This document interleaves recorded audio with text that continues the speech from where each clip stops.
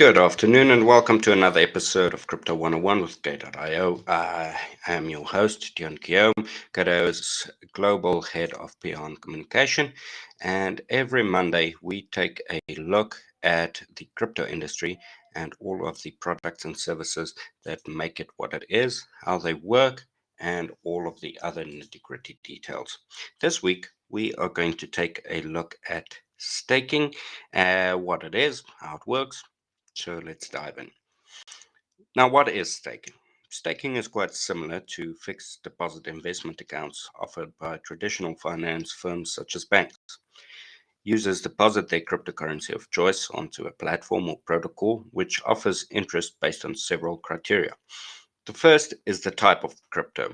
Some coins offer higher returns than others, but may be more volatile.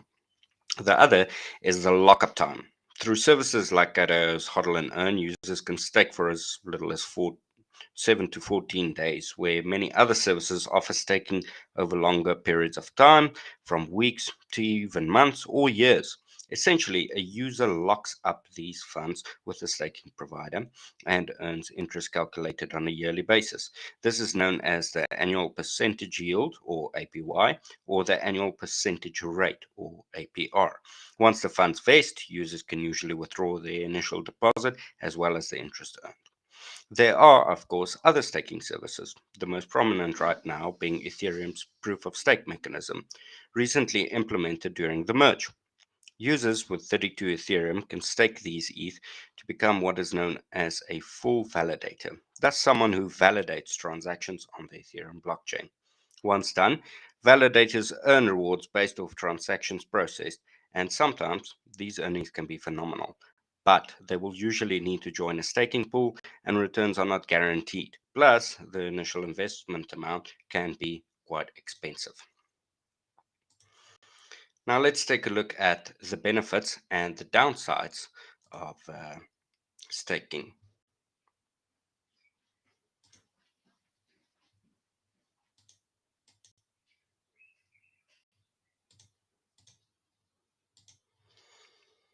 Of course, there are both benefits and downsides to staking. Let's start with the downsides. The first thing is that you're unable to access or use your funds. So, if the crypto in question goes up or down drastically, there is no way for the investor to sell it until the end of the lockup period.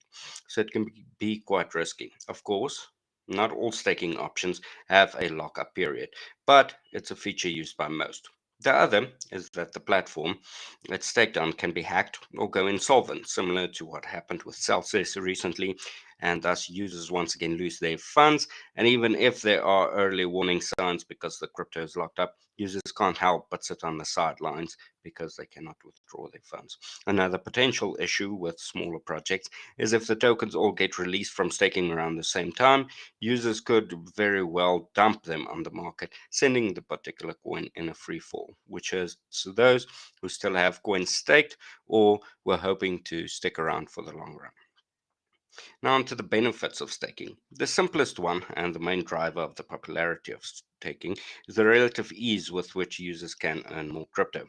Instead of having to do research to find the next gem or doing risky day trades, users can earn rewards simply from having their crypto sit in a staking service. This makes sense for long term hodlers, since they weren't planning on selling anyway and will earn more crypto without lifting a finger.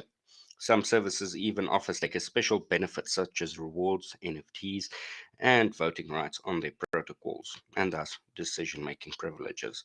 For many, the rewards outweigh the risks, but it's always important to do enough research before pursuing such a strategy.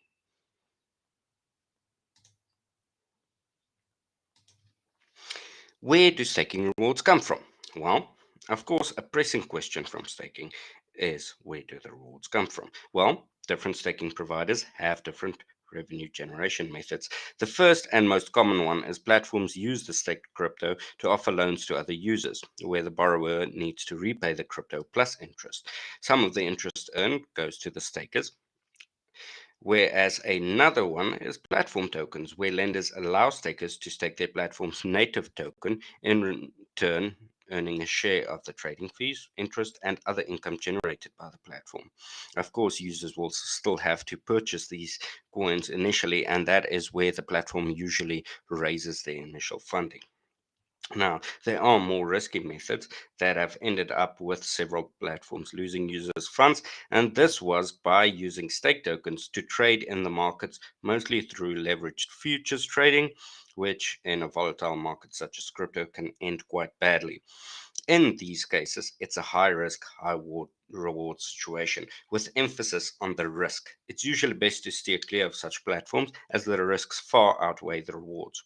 Other methods of revenue generation is through mining. Users stake crypto and the platform uses this to join mining pools or staking pools, which can generate decent income. But they need relatively high capital input. As such, money is pulled together from stakers, with the average crypto user likely not having enough funds to, for instance, join the Ethereum proof of stake mining ecosystem. In conclusion, let's summarize what we've just discussed. Staking is a service where users stake their crypto on a dedicated platform or protocol, usually locking it up for a set period. In return, they receive interest and other rewards. Pretty simple, right? That's all for this week's episode of Crypto 101. Tune again next week, Monday at 12 p.m. UTC, as we explain different products and services in the crypto space and how they work. Thank you very much, and goodbye.